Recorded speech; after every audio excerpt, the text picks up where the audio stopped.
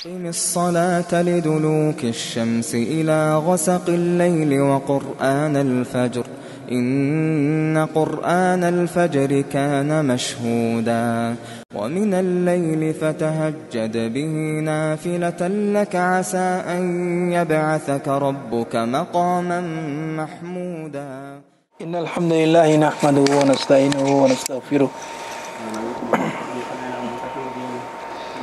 ونعوذ بالله من شرور أنفسنا وسيئات أعمالنا من يهده الله فلا مضل له ومن يضلل فلا هادي له وأشهد أن لا إله إلا الله وحده لا شريك له وأشهد أن محمدا عبده ورسوله اللهم صل على محمد وعلى آله وصحبه ومن تبعهم بإحسان إلى يوم الدين.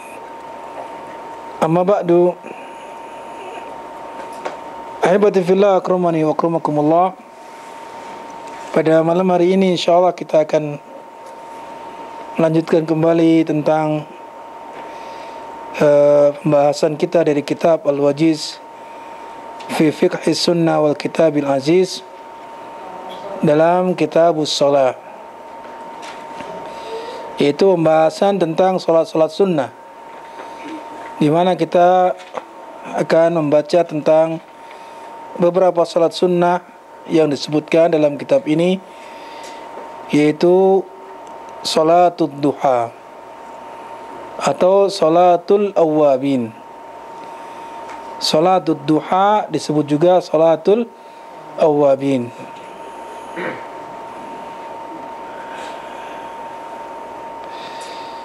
Di antara dalil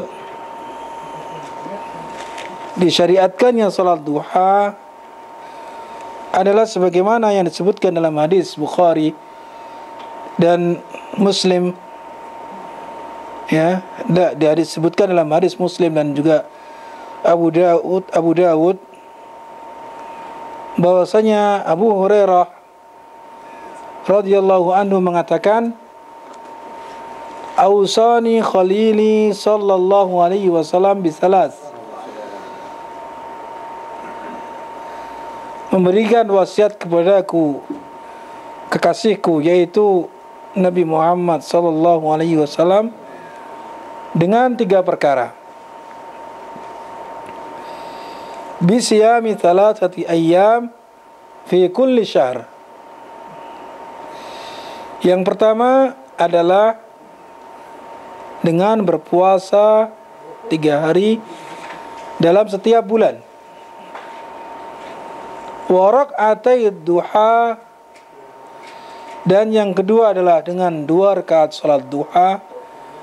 Wa an utira qabla an anam, kemudian agar aku melaksanakan 1 witir atau salat witir sebelum saya tidur. Ini adalah wasiat Rasulullah SAW kepada Abu Hurairah radhiyallahu anhu sebagai sahabat, ya, di antara sahabat-sahabat Rasulullah yang, ya, banyak mengambil atau meriwayatkan hadis. Ya, banyak meriwayatkan hadis. Di mana di antara wasiatnya adalah yang pertama salat, berpuasa 3 hari pada setiap bulannya. Ini dilakukan kapan saja, kecuali di hari-hari yang dilarang untuk berpuasa, seperti pada hari Jumat dan juga hari Sabtu. Ya, pada hari Jumat dan juga pada hari Sabtu. Nah, setiap bulannya 3 hari. Adapun yang lebih afdal, yang utama adalah melaksanakannya pada 3 hari, yaitu hari 13, 14, dan 15. Sehingga ini disebut sebagai Ayyamul Bid, yaitu hari-hari putih. Hari-hari putih. Kemudian setelah itu, ya, dia biasakan seterusnya. Walaupun hanya 3 hari dalam 1 bulan, atau dia terpisah-pisah di hari selain dari hari-hari tersebut. Misalkan dia lakukan pada hari Senin atau hari Kamis atau yang lainnya, maka boleh, tidak mengapa. Bahkan bisa jadi ketika dia meniatkan 2 hal, yaitu puasa pada setiap bulannya 3 hari, kemudian dia meniatkan juga puasa Senin, Kamis, maka ini tidak mengapa. Yang pertama. Kemudian yang kedua, rakaatai duha, 2 rakaat salat duha. Ini menunjukkan ya, salat duha yang paling sedikit adalah 2 rakaat. Kemudian melaksanakan witir sebelum saya tidur. Ini sebagaimana yang telah kita bahas tentang salat witir pada pembahasan sebelumnya. Kita lihat tentang keutamaan salat duha. Apa keutamaan salat duha sehingga kita disyariatkan untuk melaksanakannya? Ya, di antaranya adalah sebagaimana yang disebutkan dalam hadis Abu Dzar radhiyallahu anhu, bahwasanya beliau mengatakan, qala Rasulullah sallallahu alaihi wasallam, Rasulullah sallallahu alaihi wasallam bersabda, yusbihu ala kulli sulama min ahadikum sadaqah. Pada setiap pagi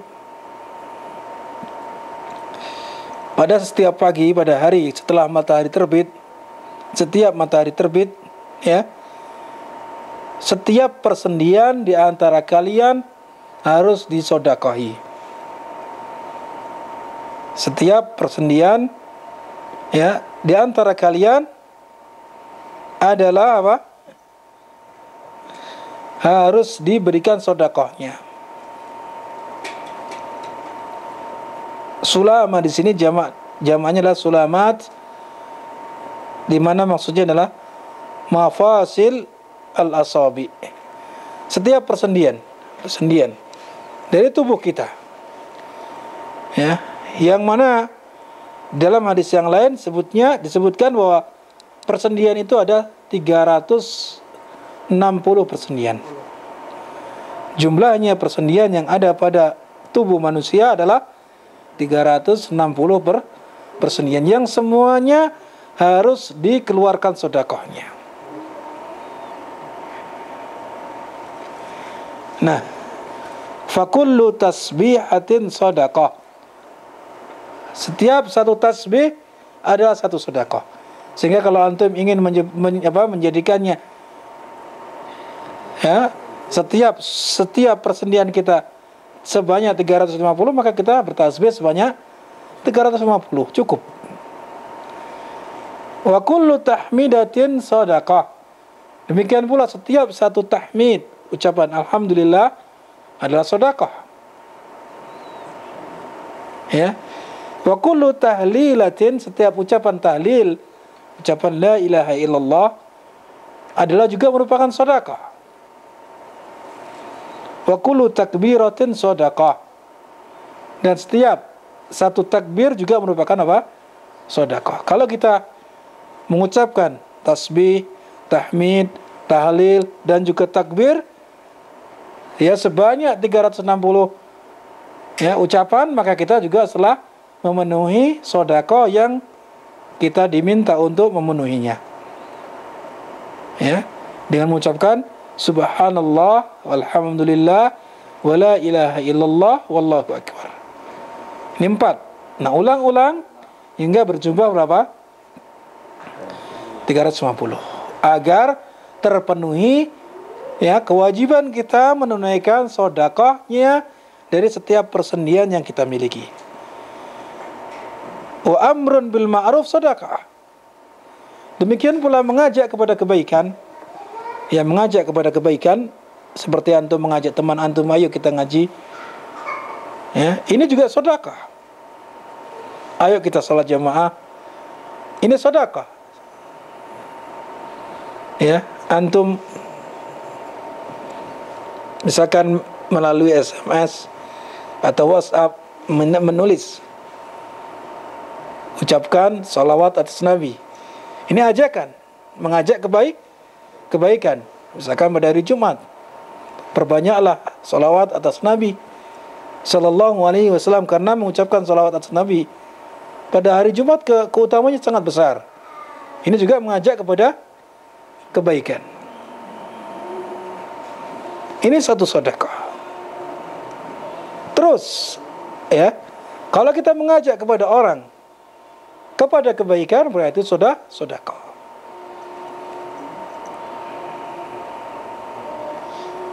Wa nahyun 'anil munkar sedekah. Mencegah kepada kemungkaran, mencegah dari perbuatan mungkar adalah juga merupakan sedekah. Antum melihat saudara antum, ya, misalkan meminum khamr, antum cegah, itu juga sedekah. Antum melihat teman antum merokok, antum ingatkan, rokok ini tidak dibolehkan, haram hukumnya, ini sedekah. Ini berarti apa? Mencegah kemungkaran. Kemudian antum melihat saudara antum mendolimi orang, antum cegah dia agar dia tidak mendolimi orang. Ini juga sedekah, karena ini bagian dari apa? Bagian dari mengingkari kemungkaran, melarang orang berbuat mungkar. Ketahuilah ikhwatul iman, melarang kemungkaran dari seseorang jangan apa? Jangan kita anggap ringan, atau jangan kita anggap wah ini kan urusan dia, saya tidak mau ikut campur. Ya, saya tidak mau ikut campur. Berarti ketika setiap orang demikian, maka ketika itu banyak orang yang melakukan kemungkaran, tidak ada lagi yang mau mengingatkan. Dan ini bahaya besar. Dan ini bahaya besar. Sehingga apa?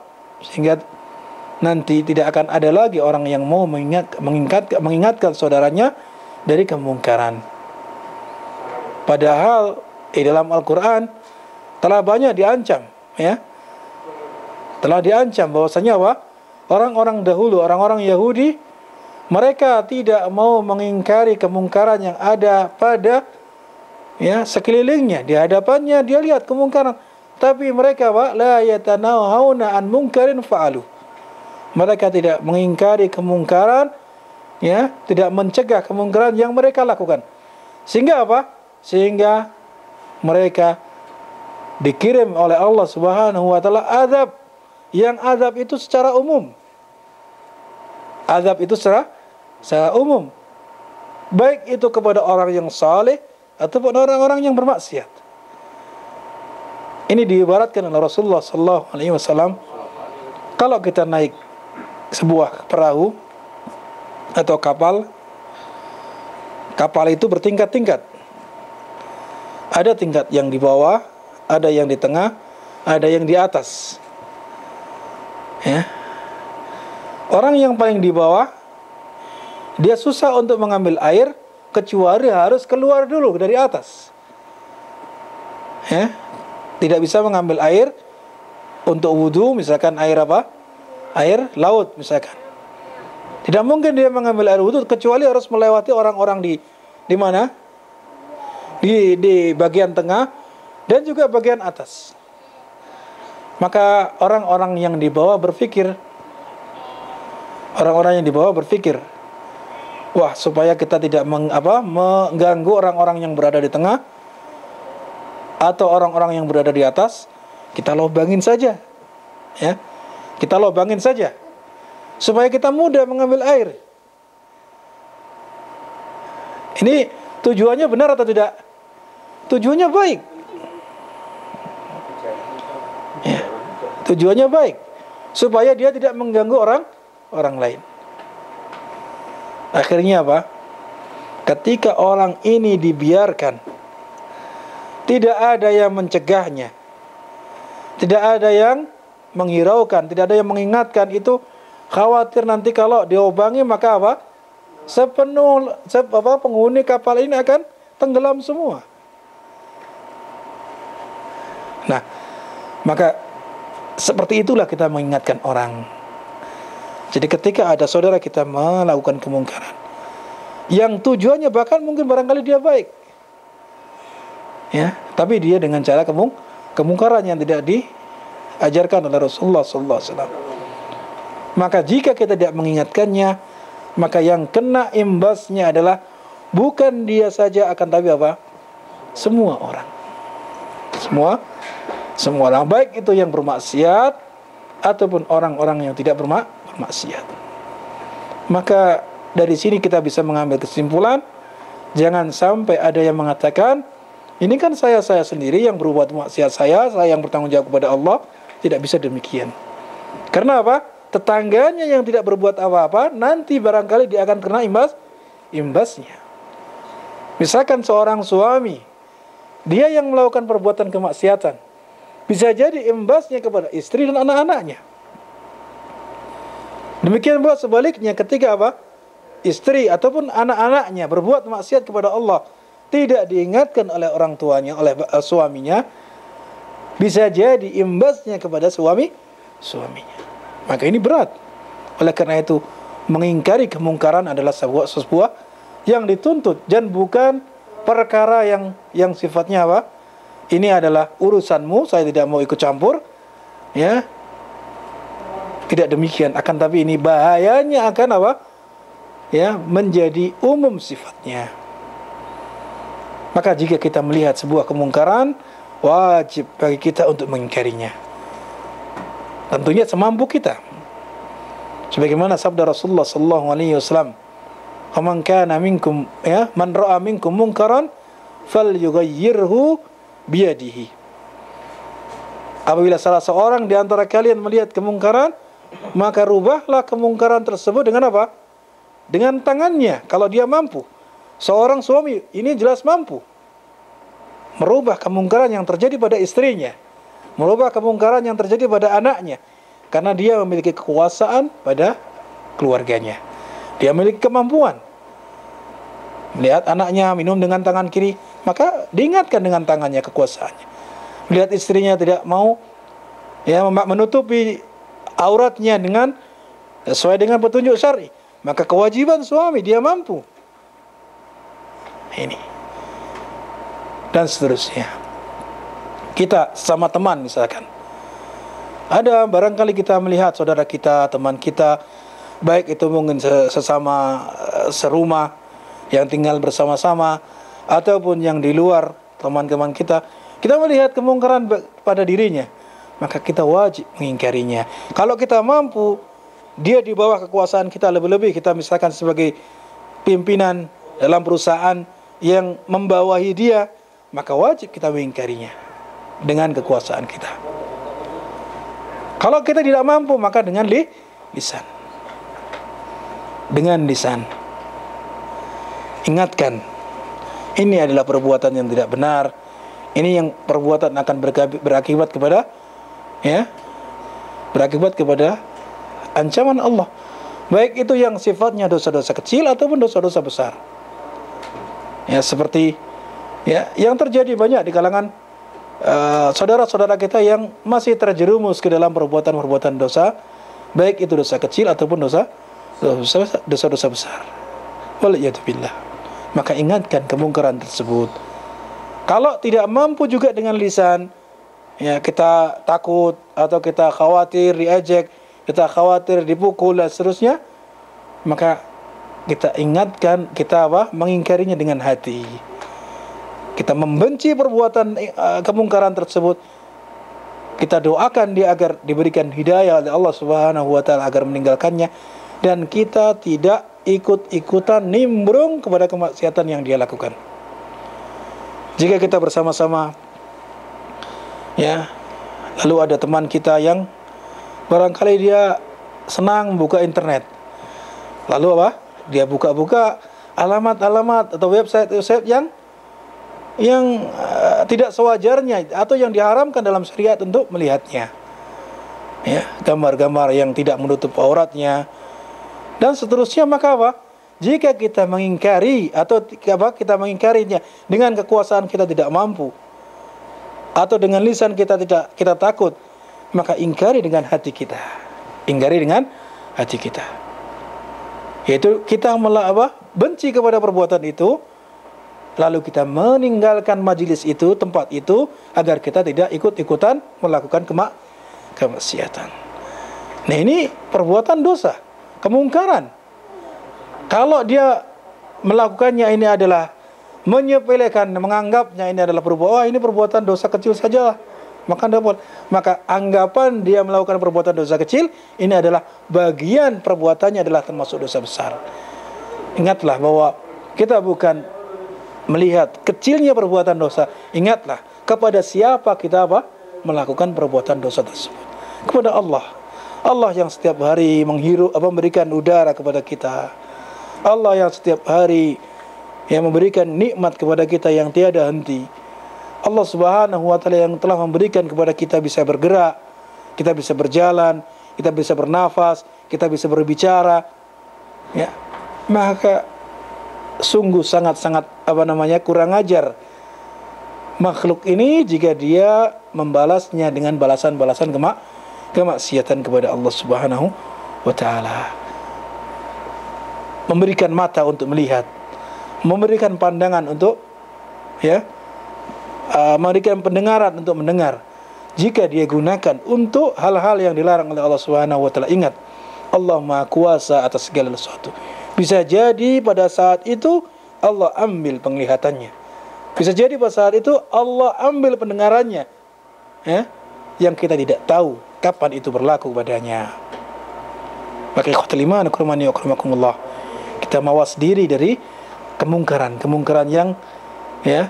yang terjadi di kalangan manusia yang ketika kita melihatnya wajib kita mengingkarinya. Karena apa? Sekali lagi itu adalah merupakan sedekah dan kewajiban pada asasnya. Kewajiban pada setiap kaum muslimin.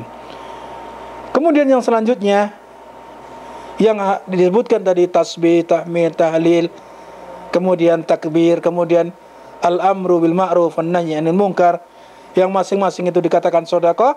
Disebutkan di akhir hadis tersebut, wa yujzi'u min dzalika rak'atani yarka'uhuma minad duha.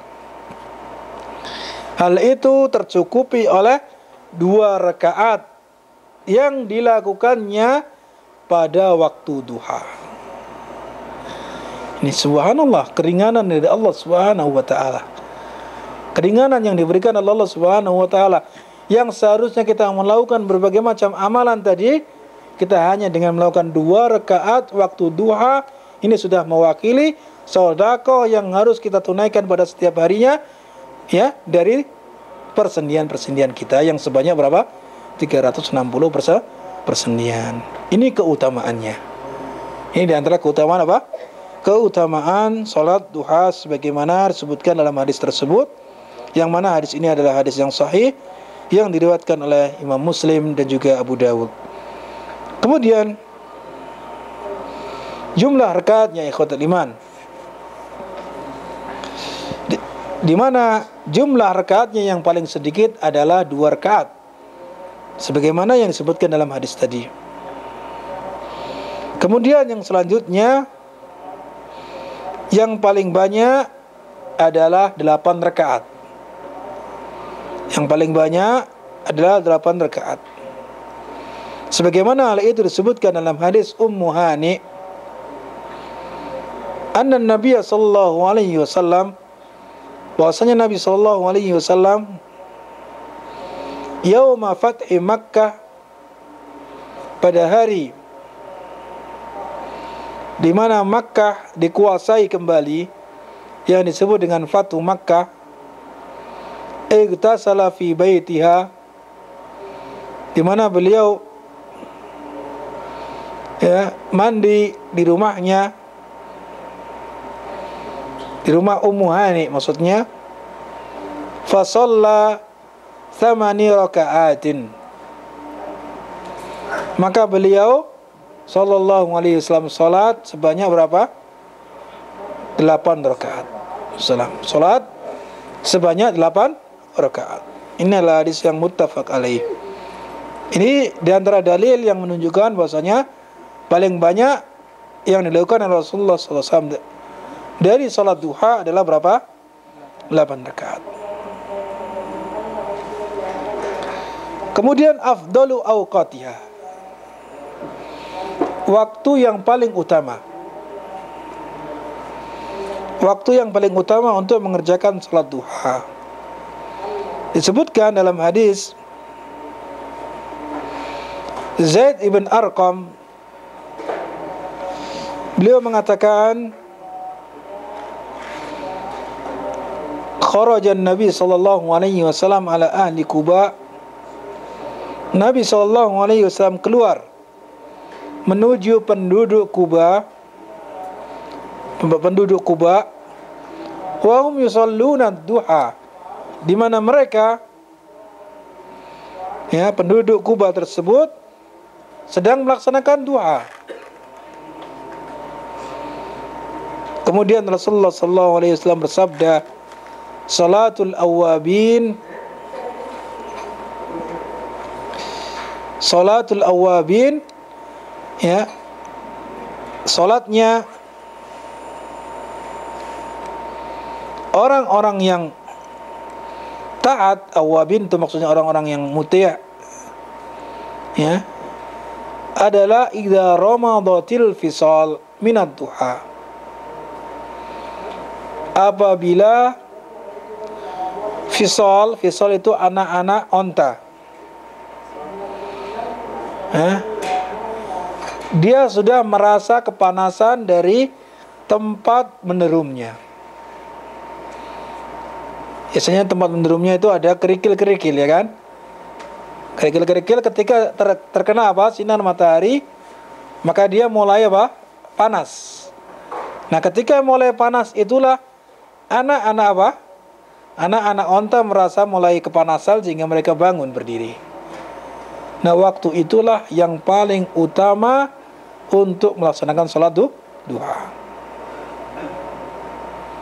Ada yang pernah memperhatikan kapan onta mulai apa?